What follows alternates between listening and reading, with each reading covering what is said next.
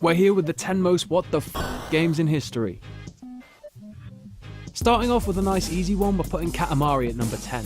The entire point of the game is to make a giant ball of stuff by rolling over smaller stuff until you're rolling up entire galaxies, all to infectiously catchy J-pop beats.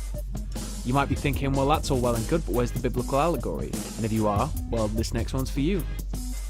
At number 9 is Zoo Race, which is obviously based on the director's cut of the Old Testament, where after the Great Flood, Noah and his sons build a giant obstacle course and force the animals to compete in a Takeshi's Castle meets the Olympics via Mario Kart style competition. Be ready for supersonic hippos, biblical disco, and pirate hats. Now, North Korea certainly isn't the type of place you'd expect to be producing games, right? Wrong. The secluded dictatorship has popped out one game and you can play it.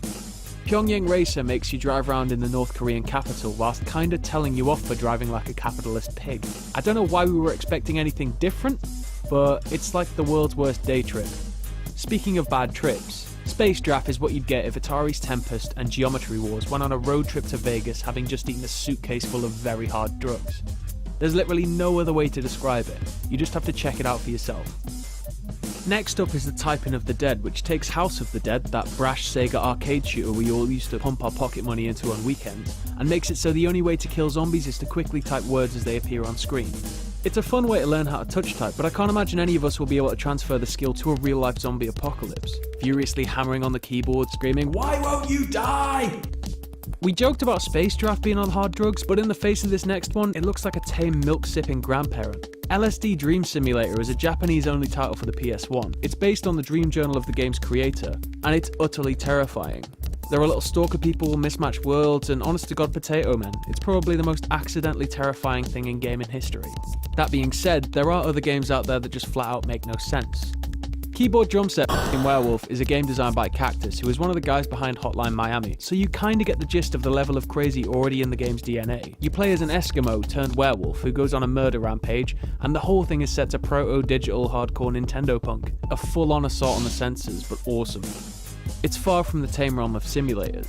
And when you think of simulators, you think slow, boring, lifelike gameplay, but Goat Simulator takes the reality of being a goat, runs it through Tony Hawk, GTA, and various other titles, and comes out the other end with explosions and jetpacks. If being a goat is truly this fun, I know what I want to be reincarnated as. If you prefer a more evolutionary approach to your simulator titles, well then you might like Cubivore. Cubivore Survival of the Fittest is a game that follows a cube that must evolve, adapt, mate, and survive in an attempt to become the most dominant animal in its ecosystem. It was designed by the madman behind Parappa. Could you imagine what the inside of that guy's head looks like? But I guess at least it serves an entertainment purpose, unlike the number one slot's political motivation. Back in the early 90s, Penn and Teller made a game, but it never got released. Only press copies were sent out. At this time, there was an ongoing battle raging about the youth of today being corrupted by gaming, so Penn and Teller decided to sarcastically make a wholesome title that didn't offend or push the limits at all to demonstrate why games needed escapism. They called it Desert Bus.